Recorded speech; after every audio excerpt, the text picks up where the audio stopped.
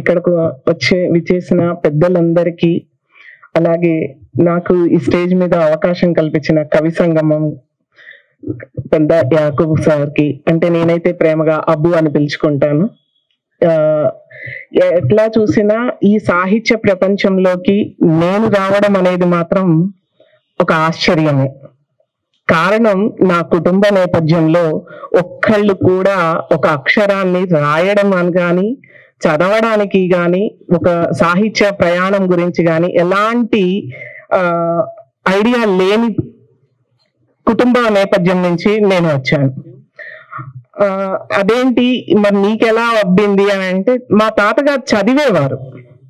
ఆయన దగ్గర నుంచి పుస్తకాలు తీసుకొని చదవడం మాత్రం నాకు అలవాటు. కానీ దుఃఖం కవిత్వాన్ని పంచుతుంది అంటారు కదా, ఆ దుఃఖమే మరి నాలో ఈ కవిత్వాన్ని నింపింది అని నేను కూడా నమ్మే ఒక సిచ్యువేషన్స్ నాకు లైఫ్ లో టర్న్ అవ్వుకుంటూ వచ్చాయి. నా చుట్టూ ఉన్న పరిస్థితులే నన్ను కవిత్వం వైపుకి నడిపించాయి అని నేను నమ్ముతాను. కవి సంగమానికి నన్ను మొదటగా పరిచయం చేసింది నా కూతురికి గురువు ఇబ్రహీం నిర్గుణ్ అన్న.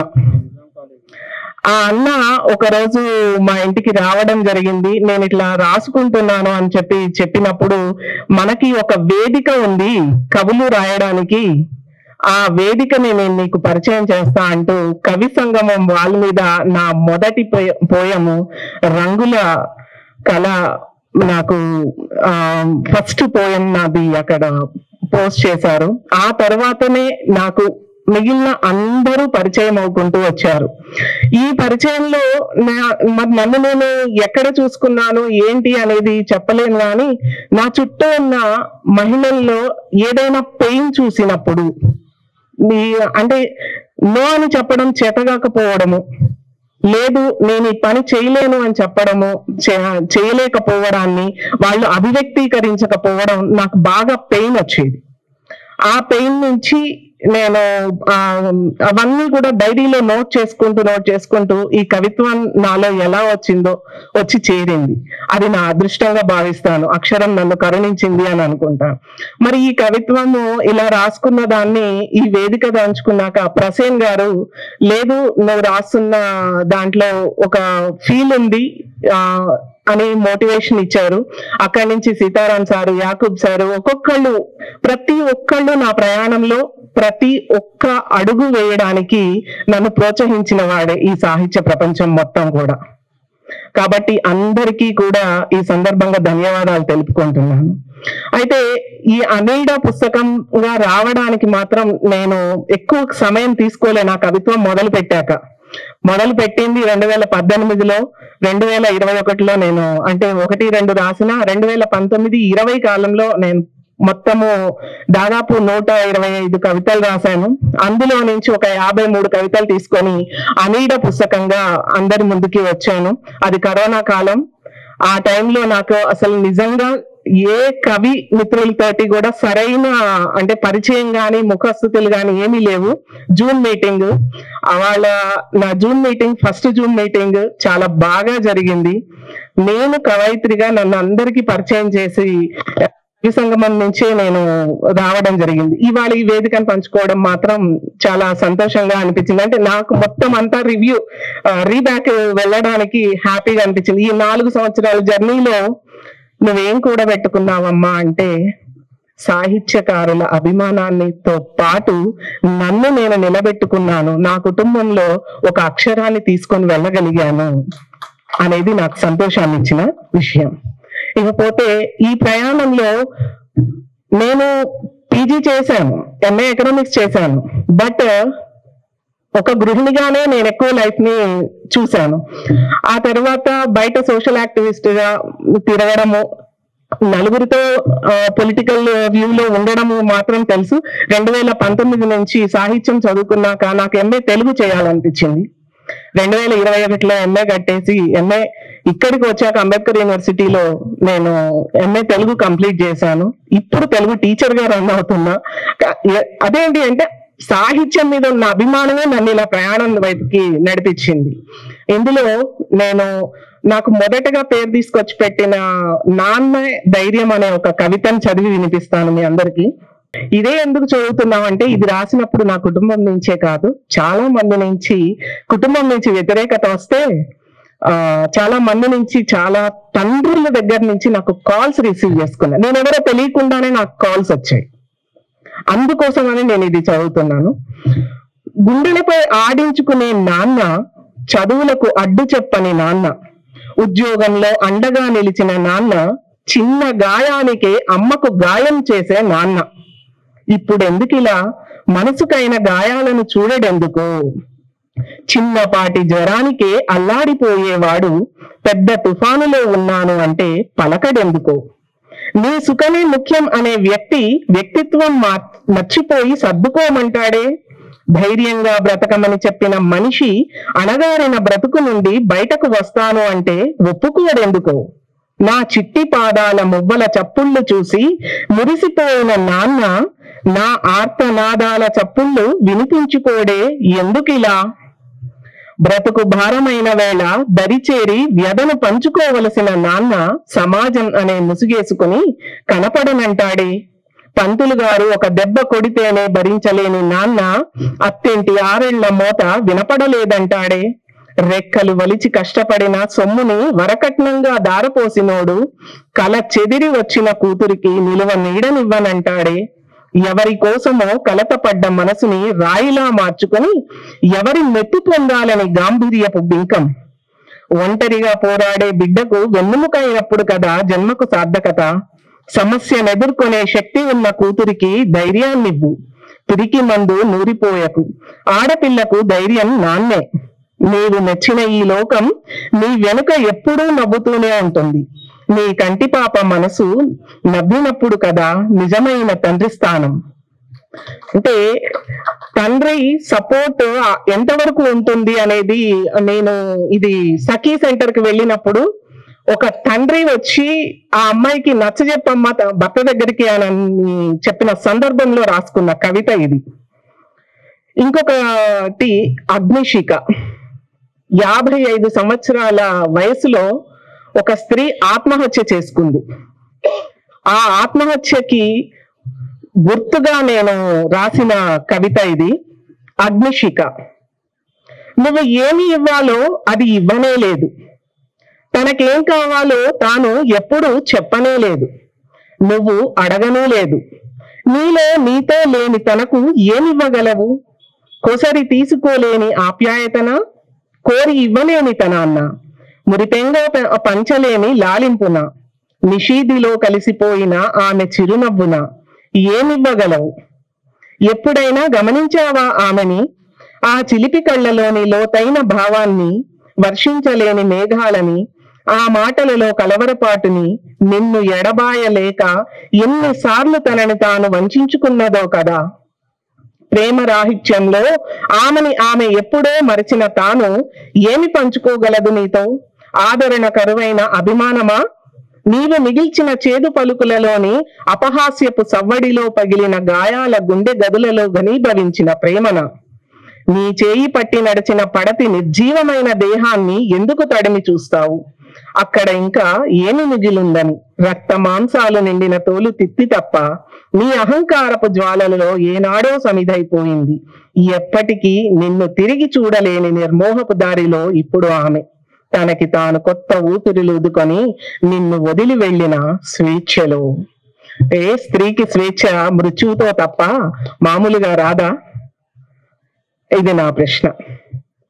ఇంకొక పుస్తకం వచ్చేసి లాస్ట్ ఇయర్ వేసాను, మిగుల్చుకున్న వాక్యాలు కొన్ని. ఇందులో ఇందాక తమ్ముడు చెప్పినట్టు అర్థం అబద్ధము ఉంది. ఆ తర్వాతే పొలిటికల్ పోయమ్స్ ఇందులో కొన్ని ఎక్కువగా ఉంటాయి.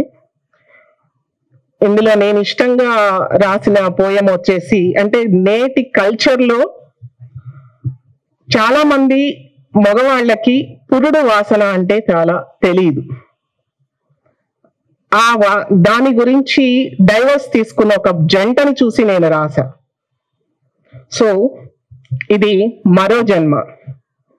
వాళ్ళంతా బాలింత వాసనలు, మాసిన జుట్టు, ఒళ్ళంతా బాలింత వాసనలు, మాసిన జుట్టు, ముతక బట్ట, తానమాడి పచ్చి పుండును ఆరబెట్టుకునే అమ్మని చూసి ముక్కు పుటలెదిస్తూ నొసటితో వెక్కిరిస్తూ పుట్టిన బిడ్డకి బారసాల చేస్తున్నాం కదా. రక్తాన్ని అమృతంగా పంచేటి పాలిండ్ల బరువుల తలపరింతల ఎరుగుదువా? పసిబిడ్డ నోట కరిచిన చనుమొనలకు నలుగురు చూపు తగిలిందంటే ఎట్లా? బొడ్డుతాడు తెంపుకున్న పేగు సాగి వేళ్లాడే పొట్టకు నడికట్టు బిగువులో ఊపిరి సరపలేని ఆమెకు చారల మరకలంటినై అంటే ఎట్లా? అమ్మను ఏనాడైనా అడిగామా? ప్రేమ అంటే పంచడమే కాదు, నిన్ను నువ్వు ప్రేమించుకోవడము అని తన ఒంటికైనా నొప్పిని ఎప్పుడైనా తడుముకుందో లేదో. నీకు నాకు మాత్రం నొప్పిని అంటకుండా అంత దూరంగా నిలిపిందిగా. తొలకరి వానకు మట్టి సువాసనలా మరో జన్మ ఎత్తి వచ్చే పచ్చి ఒంటి రహస్యాలు ఎప్పటికైనా తెలుసుకుంటారా మీరు?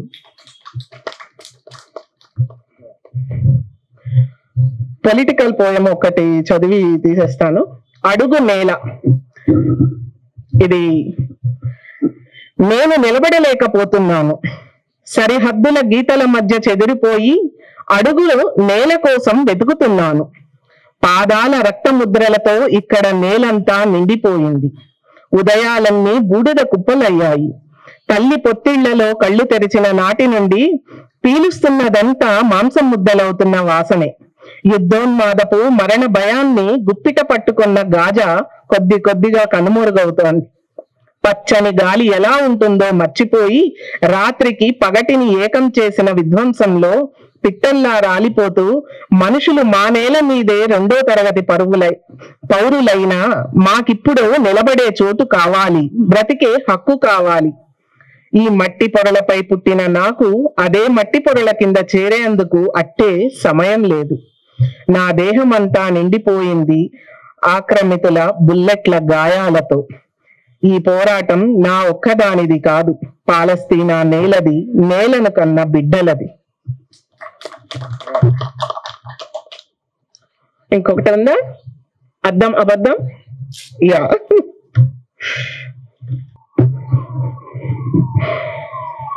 ఇది రాసినప్పుడు అసలు అంటే ఈ అద్దం అబద్ధం రాయడానికి కారణం అయితే